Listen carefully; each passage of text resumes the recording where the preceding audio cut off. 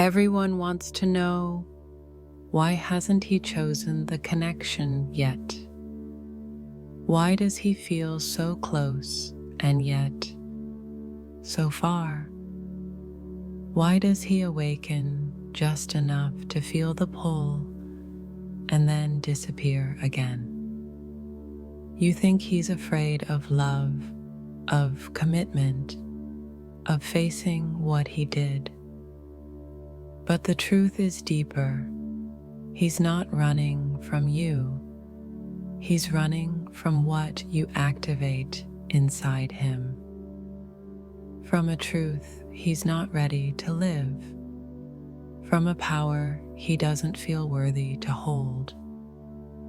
From an identity that would require him to let go of everything that made him feel safe, but small. This isn't about union. This is about initiation and the one thing the divine masculine must embrace to evolve. It's not love. It's not forgiveness. It's not even you. It's the part of himself he buried the moment the world told him that being real was dangerous. He's awakened, yes, at least partially. He feels the connection. He knows something sacred is unfolding. He can't unfeel it, can't unknow it, can't return unna to who he was before you. But still, something in him resists. You've seen it. The push and pull. The moments when his soul reaches forward and then immediately pulls back. The times he opens just enough for you to believe he's ready, only to vanish behind walls again. And you wonder, is it fear of love? Is it emotional immaturity? Is it ego, wounding, trauma? Yes, partly. But deeper than all of that, there is one thing he's still avoiding, and it has nothing to do with you. He's avoiding himself, not the version he shows the world, not the man who smiles, performs, survives, but the one he really is when the masks fall off. The one who carries anger he was never allowed to express. The one who has dreams so big he buried them just to be accepted. The one who feels deeply, constantly, but was taught to numb it all. Because this journey isn't about romance. It's about remembrance. It's about identity. And the masculine identity he built was never truly his. It was inherited. It was imposed.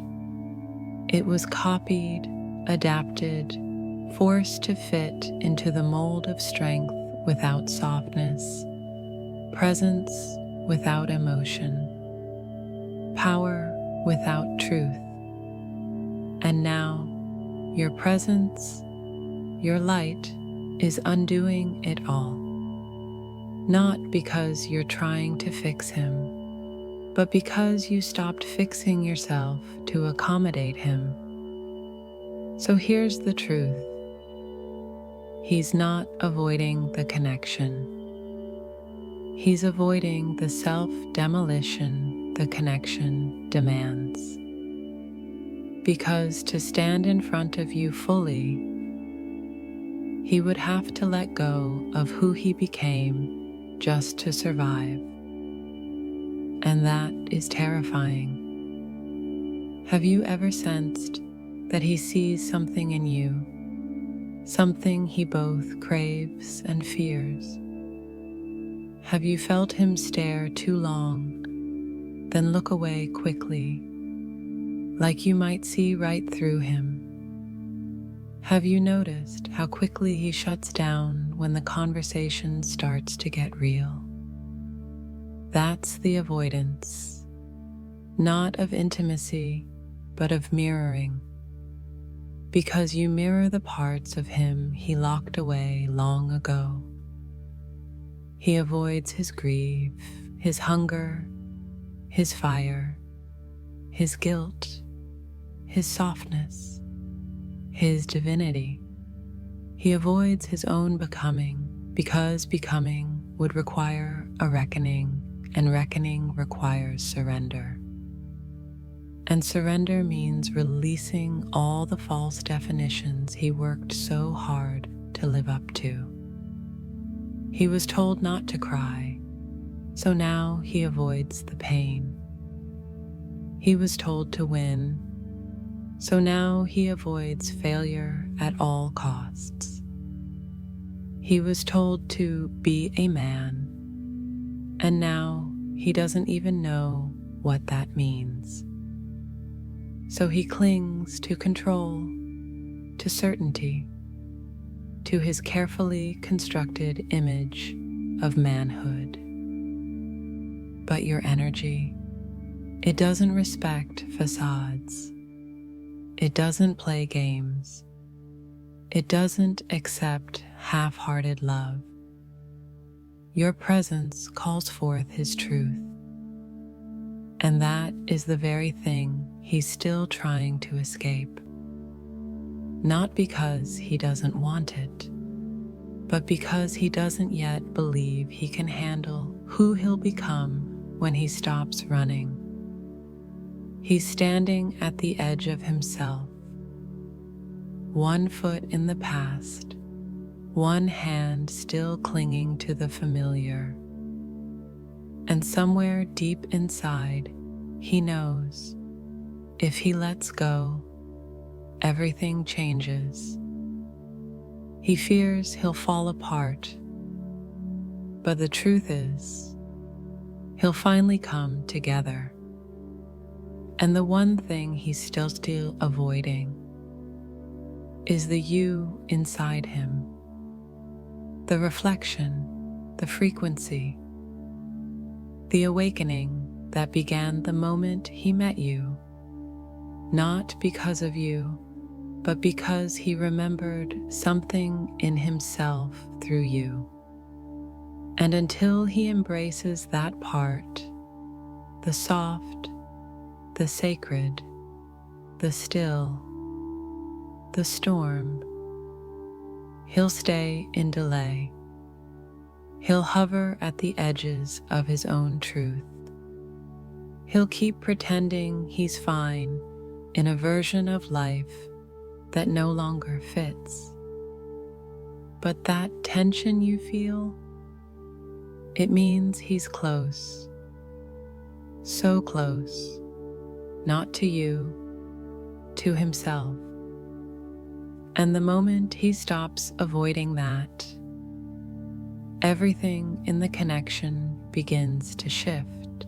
He was taught to be strong, not spiritually strong, not soulfully strong, but strong in the way the world defines it. Don't cry, don't break, don't speak unless you know the answer. Always fix, always lead, always perform. And for a while, he did it well. He carried the weight. He held the pose. He wore the armor. You saw him, maybe even admired him for how composed, capable, or resilient he seemed. But what no one told him was that strength without vulnerability becomes a prison, and power without presence becomes performance. You noticed it, didn't you?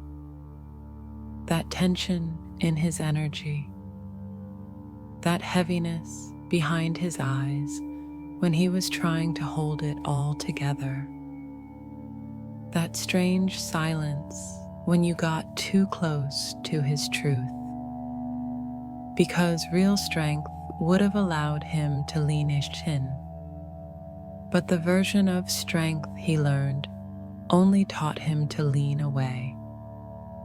Have you ever asked yourself, why does he shut down when things get deep? Why does he pull away when love gets tender? Why does he seem strong but feel so far?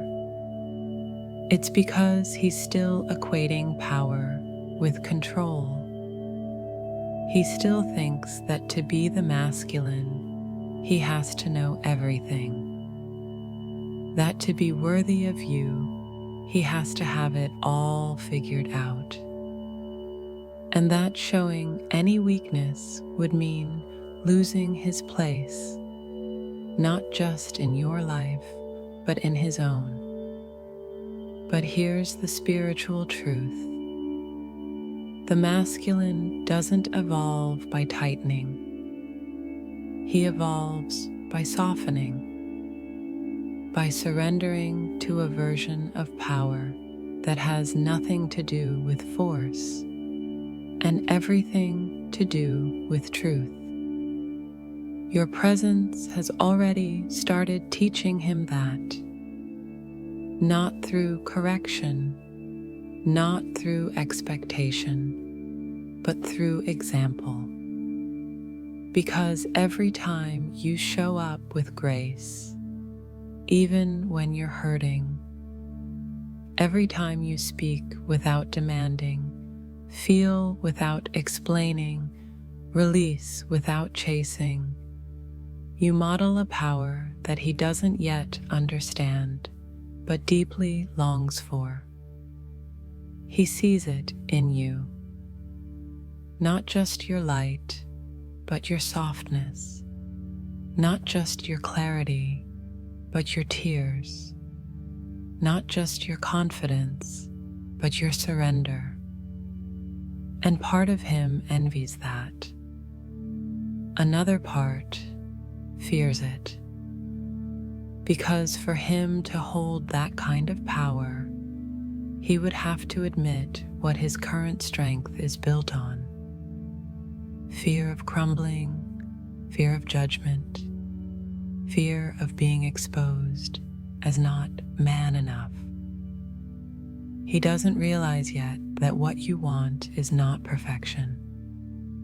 You don't need him to have all the answers. You're not asking for a hero. You're asking for his presence.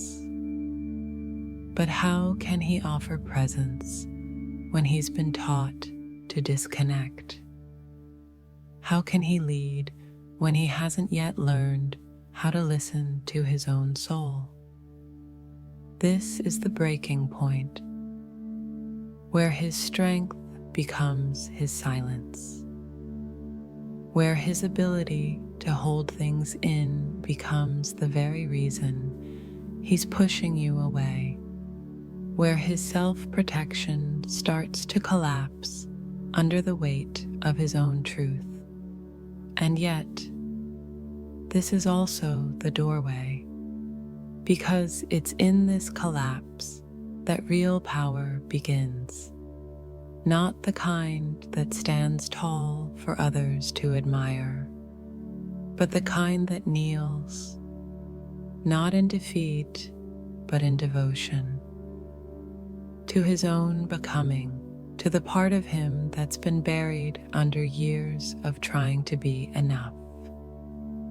You've felt that part, haven't you? Even when he was closed, even when he was cold, you felt something sacred underneath. You saw the boy he was. You saw the man he could become. And here's the miracle. Even in his resistance, that part of him is awakening. Your love is not weak. It's not naive.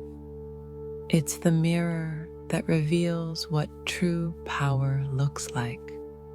Not dominance, but depth. Not answers, but awareness. Not control, but connection. He's learning now, slowly, through discomfort, through watching you rise, through feeling his strength begin to crack, and sensing, maybe for the first time, that real power isn't in not breaking. It's in knowing how to rise after everything inside has fallen. And when that day comes, when he finally realizes that vulnerability doesn't strip him of power, it restores it. He'll look back and know it wasn't strength that saved him. It was surrender. You thought he was afraid of losing you. And yes, a part of him is. But that's not his deepest fear. That's not what wakes him up in the middle of the night. That's not what makes his soul flinch when he thinks about you. The real fear? It's not that you'll leave. It's that you might stay. That you might actually see all of him. The unhealed, the unsure, the unresolved, and love him anyway. Can you imagine what that does to a man who was taught his worth was in his achievements, in his confidence, in his control? Can you feel what it stirs in someone who spent years building armor just to feel safe in his own skin? What do you do when love comes not to praise the mask, but to melt it? That's what you are to him, not a threat, but a mirror. And mirrors are dangerous to the wounded masculine. Because they don't flatter, they reflect. They expose what has been hidden, what was never claimed, what was always feared. Have you felt that moment when he pulls back right after a moment of deep connection? Have you noticed how sometimes, right after he opens up, he retreats, disappears, goes quiet? And you wonder, did I do something wrong? Was I too much? But it wasn't you. It was the mirror, the closeness, the soul exposure. Because if you love him without needing him to be perfect, you remove his excuse to keep hiding. If you embrace him without condition, he can no longer justify his distance by saying, "She deserves better." And if you still choose him with all his wounds, then suddenly he is faced with a truth more terrifying than rejection: acceptance. Do you understand how radical that is for the masculine? He's lived in a world where he had to earn his place, perform for affection, succeed for recognition, and now you appear offering soul-level intimacy, not as a prize he must win, but as a truth you already know. That love, that sacred feminine love, it unravels him. And so he fears it. He fears that if he lets it in fully, he will fall apart. He fears that if he allows himself to feel all of it, he won't be able to stay composed. He fears that if he truly opens the door to you, everything that made him feel in control will vanish. So let me ask you now, have you mistaken his silence for indifference when it was really overwhelm? Have you interpreted his distance as rejection when it was actually self-protection? Have you ever wondered if his greatest struggle isn't choosing you, but believing he deserves to be chosen? Because this is the initiation of the divine masculine, not to conquer, not to lead, but to receive, to let love in where it once only let fear reside, to allow himself to be witnessed, truly seen, and not run from the intimacy of being known. And the hardest part, he doesn't know how. There is no manual for this. There is no map for what it means to be held by a love that sees through him and still stays. So he hesitates, he stumbles, he misreads his own soul. But your light isn't demanding, it's revealing, and though he might not yet know how to stand in it, something in him is remembering what it feels like to stop hiding. This is not your burden to fix, but it is your power to understand. Because the more you see this, the more you stop taking his fear personally, and the more you anchor into your knowing, the more your love becomes a lighthouse, not a lifeline. He will find his way, not because you waited, but because your presence never stopped speaking the truth. You were never afraid of his wounds. You were only waiting for him to stop being afraid of your love. He doesn't rise because you ask him to. He doesn't evolve because you waited in silence. He begins to change the moment your energy stops orbiting him and starts anchoring fully into yourself. The divine feminine doesn't guide by controlling, explaining, or proving. She leads by embodying, and that embodiment does something he never expected. It activates, not by pressure, not by persuasion, but by resonance. Because when you stop reaching for him to recognize you, your energy shifts from seeking to radiating, and he feels that, even from a distance, especially then.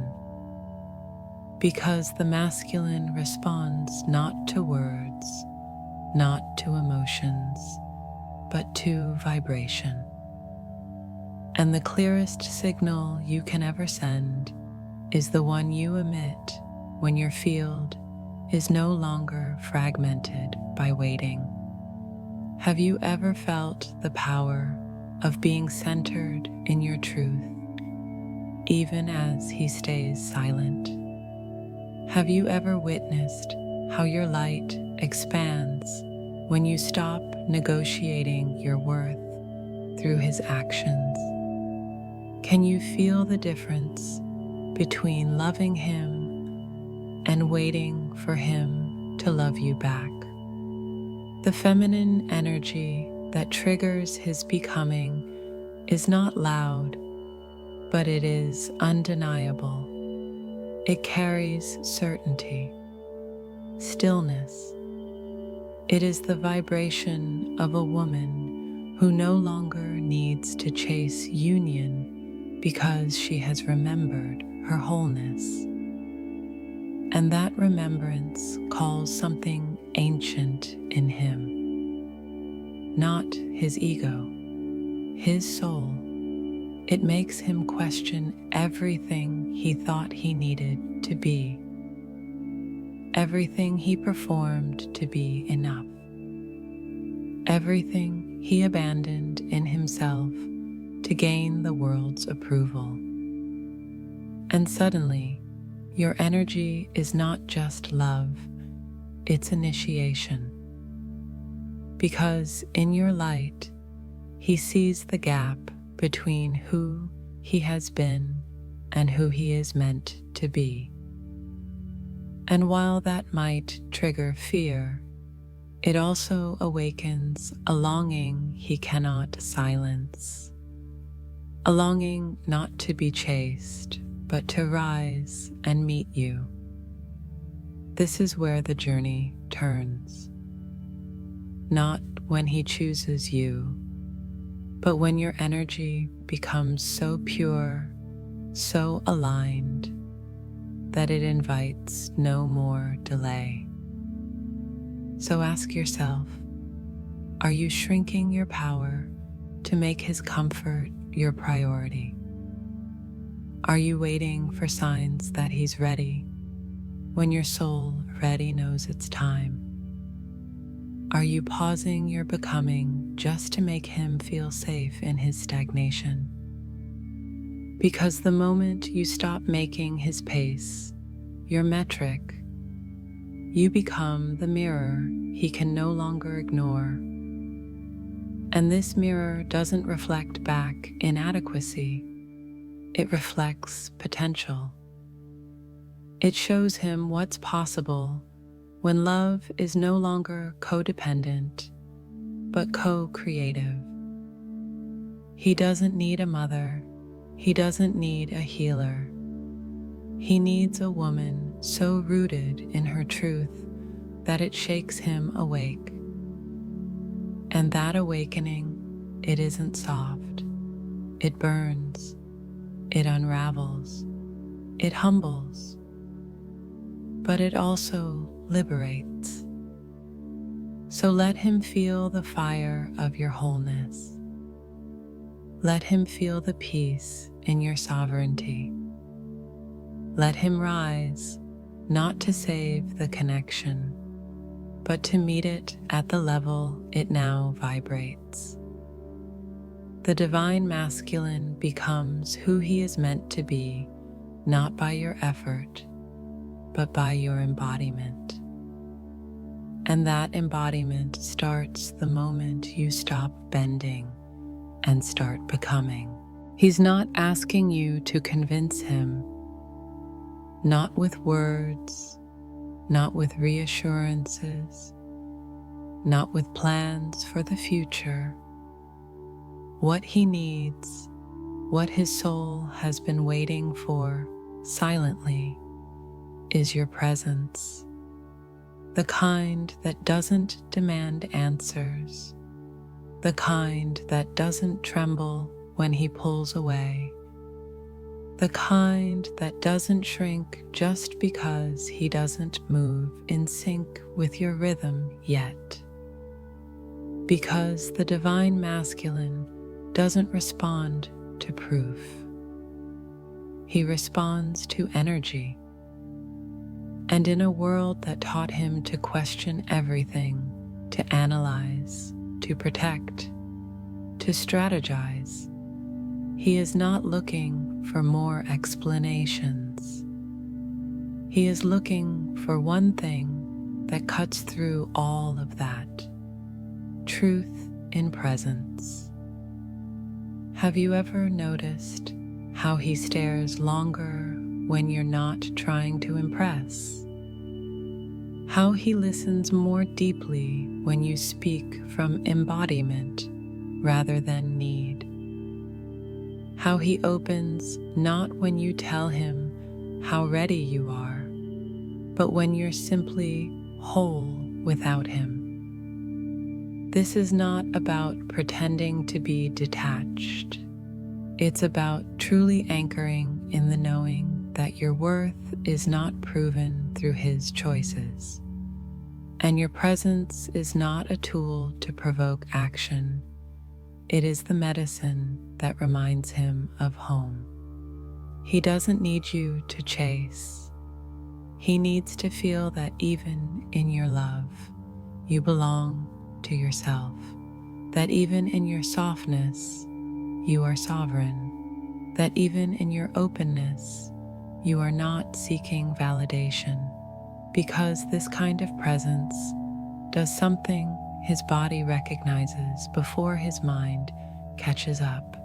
It brings safety, not the kind of safety that avoids conflict or holds space endlessly for his delays, but the kind that says, "This is my frequency. You're welcome to meet me here, but I will not lower it to prove my love." Do you know what happens when a woman holds her field like that? Everything, the timelines shift, the masks dissolve, the illusions of control begin to collapse, and he's left with one raw, honest reflection. A woman he can't manipulate, delay, or test. Only rise to meet. Have you mistaken performance for presence? Have you been trying to prove your love through patience that actually hides a fear of abandonment? Are you using spiritual devotion as a disguise for emotional waiting? Presence doesn't chase. Presence doesn't plead. Presence doesn't need to explain why it's enough. It just is. And the masculine, for all his avoidance, is magnetized to that certainty. He might not say it. He might even resist it at first.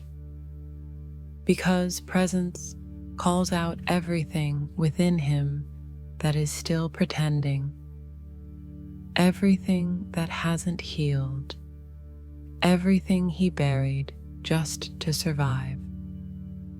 But it also calls him back to life, back to honesty, back to the part of him that wants to be seen, not for what he does, but for who he is. So ask yourself now, have I been trying to lead him through effort or through energy? Do I trust that my grounded field is already the invitation? Or am I still believing I need to earn love to be chosen? He doesn't need more annals. He needs your unwavering presence. The one that doesn't wait, the one that doesn't bend, the one that doesn't use light as a strategy, but as a state of being. This is what the divine masculine is drawn to, even when he doesn't know how to name it. It's not your effort that awakens him, it's your presence. And the moment he feels it, truly feels it, he knows. You are not just the one who sees him. You are the one who made him remember himself. He was taught to hide, not just his tears, but his truths. Not just his fears, but his softness. And in a world that crowned his logic and exiled his feeling, the masculine learned one thing above all.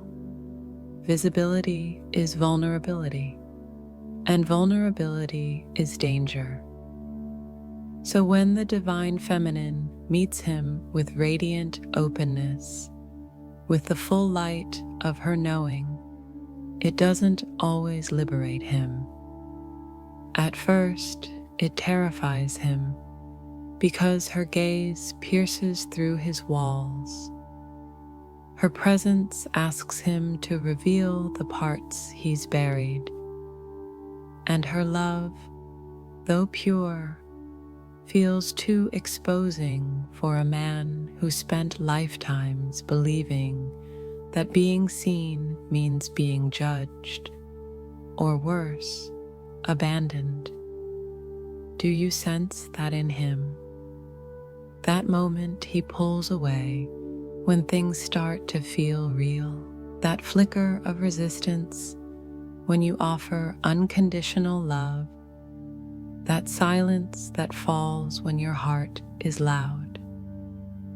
It's not your fault, and it's not a rejection. It's a signal that his system is still learning that love doesn't require performance, that presence doesn't demand perfection, that he can be seen without having to prove.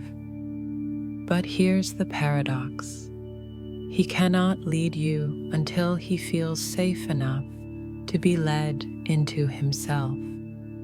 He cannot rise until he trusts that your light will not expose his shame, but dissolve it.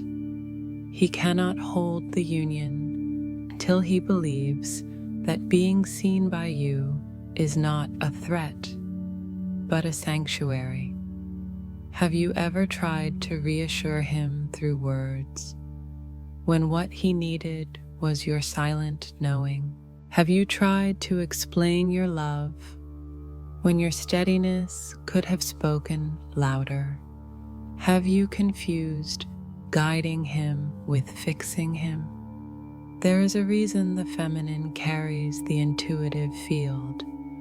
You don't just sense the truth, you hold it. And when you hold it without demanding change, without begging for awakening, something sacred unfolds. He begins to trust, not just you, but himself in your presence. When you stop trying to show him his potential and simply embody yours, he stops feeling pressured and starts feeling inspired. When you release the need to lead him, he finds the courage to step forward. When you become the safe space instead of the mirror of his wounds, he stops running. Ask yourself now, have I made my love conditional upon his progress? Have I withheld my light, hoping he would earn it? Or am I willing to hold the vision without demanding the timeline? Because once he feels seen without evaluation, he starts to rise without fear. He starts to ask different questions. Not, am I enough for her? But, what part of me have I been hiding from myself? This shift changes everything because a man who feels safe to be seen becomes a man who can lead. Not from ego, not from pressure, but from alignment, from truth, from the sacred remembering that he was never meant to protect his heart from love. He was meant to protect love from his fear. And when that fear dissolves in the warmth of your unwavering presence, he becomes the mirror of your certainty, the anchor for your vision, the container for your light. Not because you asked him to, but because your presence gave him permission to finally see himself and know he is enough.